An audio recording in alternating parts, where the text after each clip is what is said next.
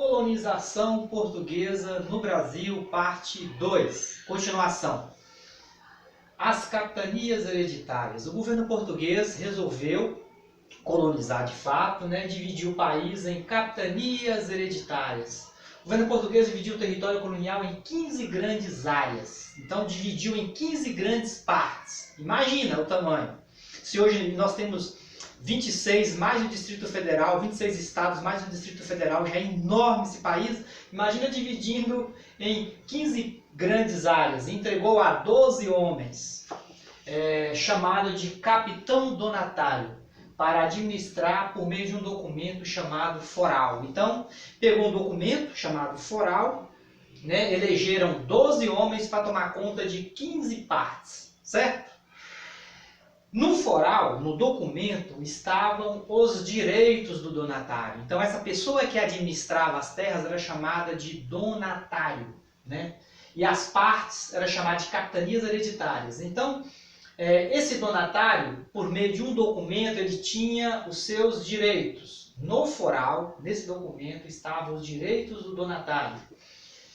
Dentre os direitos, os principais estavam cobrar impostos em rios e portos.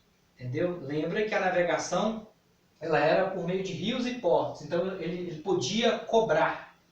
Era um direito dele de cobrar impostos sobre os rios e portos. Escravizar e vender indígenas. Então ele podia vender e escravizar os indígenas. Olha que situação. O sujeito invade a terra, expropria a terra, rouba a riqueza e escraviza o sujeito. É muita coisa, Poder de juiz. Ele era o juiz do território. Ele podia julgar as questões criminais, questões civis, questões administrativas, no caso dos impostos. Ele tinha poder de juiz. Ele podia doar fazendas também. Então, como o território era imenso, ele poderia doar fazendas para quem ele achasse que merecia, Dentro do foral, dentro desse documento, estavam também os deveres do donatário. Qual era o dever do donatário para o governo português? O dever dele era desenvolver a agricultura de cana-de-açúcar na capitania. Então, dentro da capitania hereditária, dentro do território, a obrigação dele, o dever dele era desenvolver a agricultura de cana-de-açúcar, para poder fazer o açúcar para os europeus, para os portugueses venderem na Europa. Expandir a fé cristã. Você vê que a estrutura social da fé de Portugal veio para o Brasil. Então aqui o Estado é um país religioso, um Estado que tem religião, é um governo que tem religião. No caso, a fé cristã católica, que eu critico, que está errado. O governo tem que ser laico. Fé com as igrejas é com o povo. A fé não tem que participar do poder, senão vira aí essas bancadas doidas que estão no governo aí fazendo um monte de bobagem.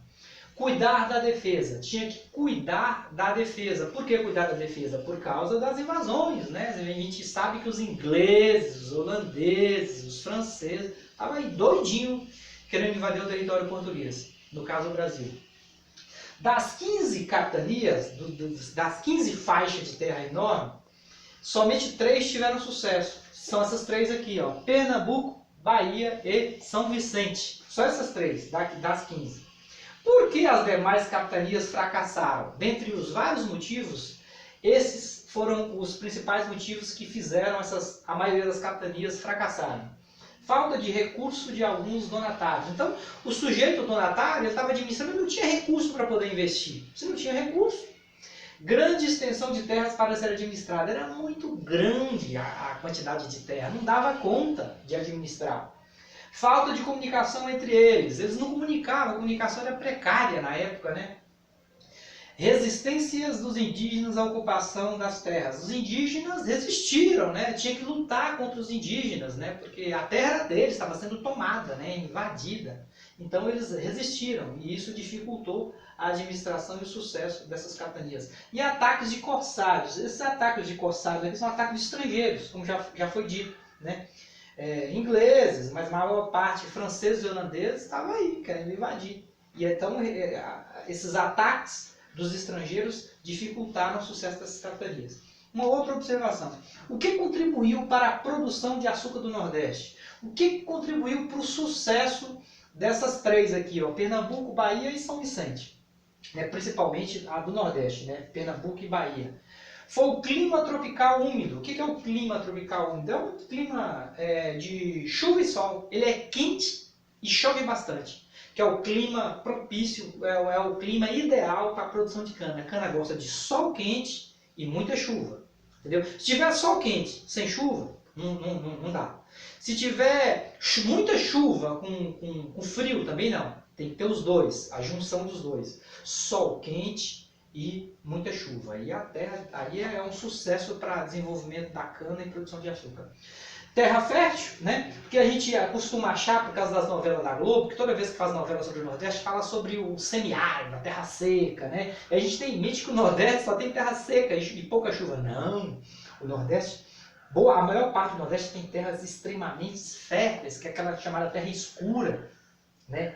Bastante nutritiva, uma terra bastante fértil, uma terra bastante vitaminada. E relativa proximidade com a Europa, né? Então o Nordeste está mais próximo da Europa, né? Se você, o sistema de transporte era navegação, navio, né? O Nordeste está mais próximo da Europa do que as outras regiões, tá bom? Até a próxima!